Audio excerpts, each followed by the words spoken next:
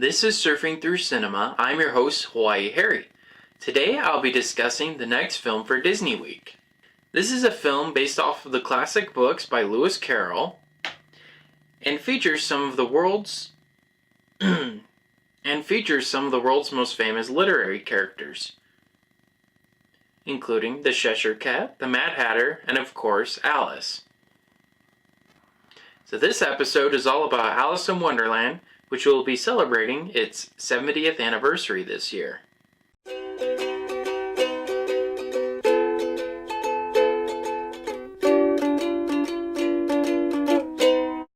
Okay, so some technical details about Alice in Wonderland. So they use live action references and filmed them. And a few of the scenes Walt Disney really liked the ad-lib lines the actors would give and said just use that audio. But the sound designers would say, well, there's too much background noise, it's not feasible, not doable. And he basically said, that's your problem. You have to figure that out. So, and luckily they were able to salvage as much of it as they could and put it into the final product. So this film has more songs and more characters than any other Disney film, and which is absolutely crazy. There are tons of songs. There's probably a song a minute, honestly. Every character has a song, every major plot point there's a song, and despite it though, it's not Disney's best music, it's just okay so-so music. Alright, so now we'll get into the plot. So a young girl named Alice, she has a hard time focusing on her studies, and she sees a white rabbit and follows him down a rabbit hole. And and as she does this, she ends up in this crazy, wacky world where there's no rules really, and it's kind of an imaginary land and a wacky land that she wanted to have, because she was tired of the real world with strict laws and facts. So she wanted a crazy world to go to, and she ends up finding it. On her way, she runs into many crazy characters, each of them being subsequently crazier than the last, including the Mad Hatter, the Cheshire Cat, and the Queen of Hearts. And each of the experiences she has with them is equally as crazy as others, such as with the Mad Hatter and the March Hare. They're at a tea party, and every time she's about to tell them something, they keep moving down. They keep taking away her tea as she's trying to drink it. They're celebrating unbirthdays. It's a little wacky and a little crazy.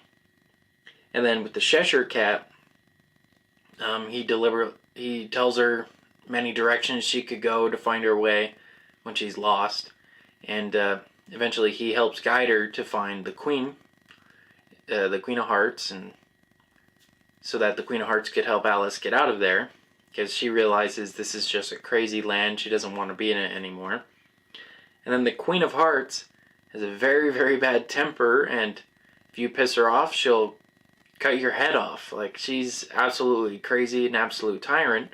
But nobody stands up to her because she's just absolutely crazy and willing to kill you.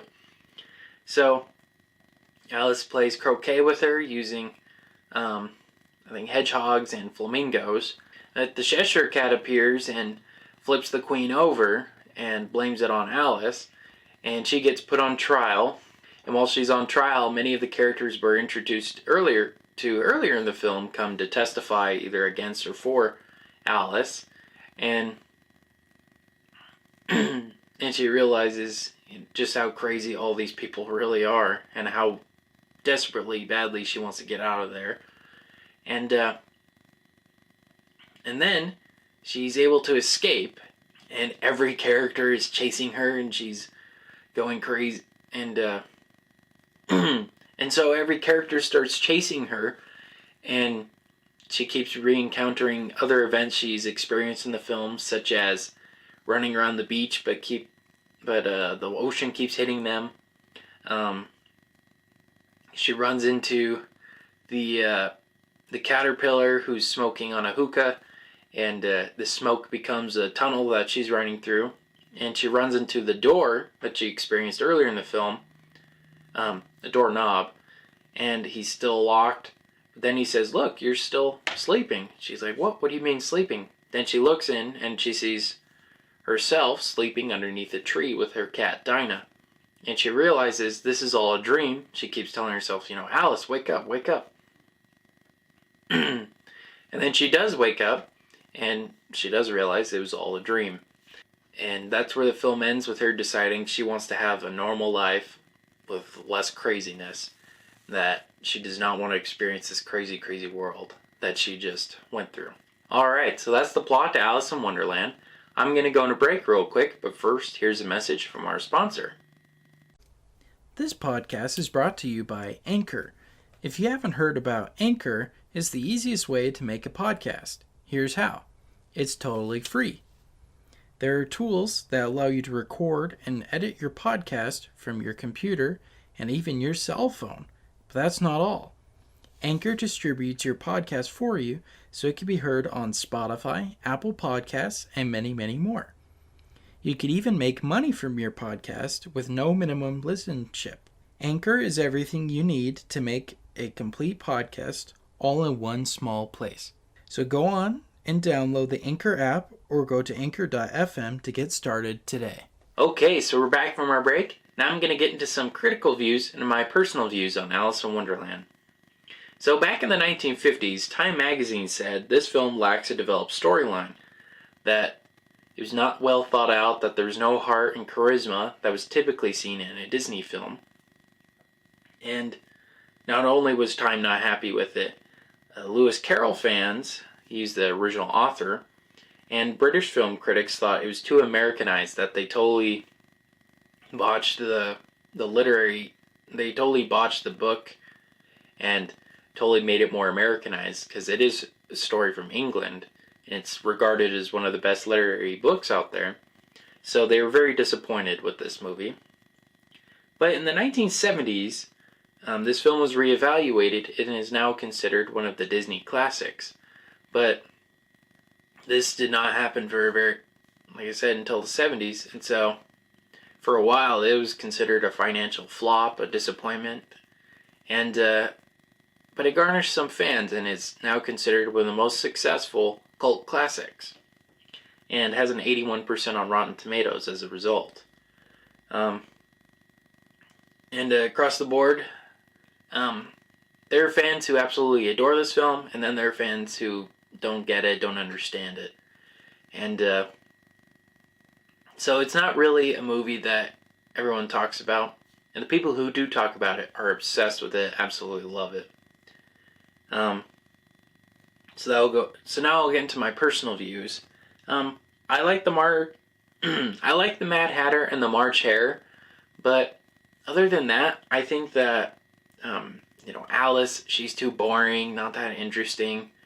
Queen of Hearts is pretty crazy, but there weren't a lot of characters that were likable. A lot of them were just either absolutely crazy or absolutely evil.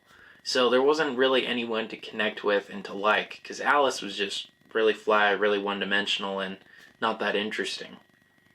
Also, I still think it's way too weird of a movie for me. I'm not a huge fan of it. When I was a kid, I would watch it for the luscious colors and all that, but I'm not a huge fan of it anymore. Like, when I watched it, I was dreading watching it because I remembered all this crazy stuff in it. And then honestly, like I said, it's gotten a lot of hype and attention, and I don't understand why.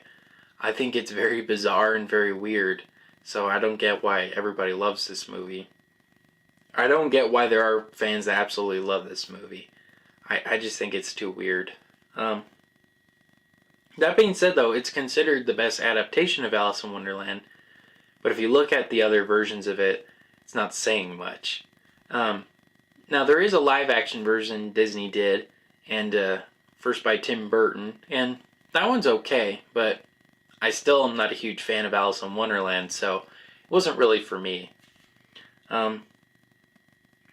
But yeah, other than that, those are my thoughts and feelings on Alice in Wonderland.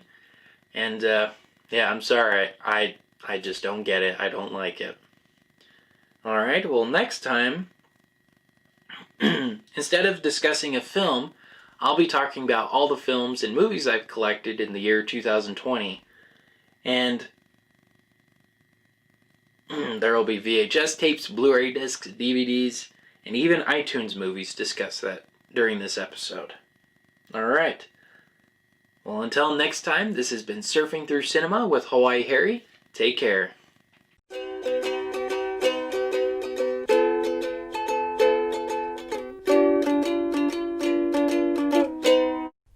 Thank you for listening to Surfing Through Cinema. Make sure to check us out on Facebook at Surfing Through Cinema with Hawaii Harry and on Instagram with Surfing Through Cinema. We also have a website, www.anchor.fm/Surfing Through Cinema, where you can learn more details on upcoming episodes and on past episodes.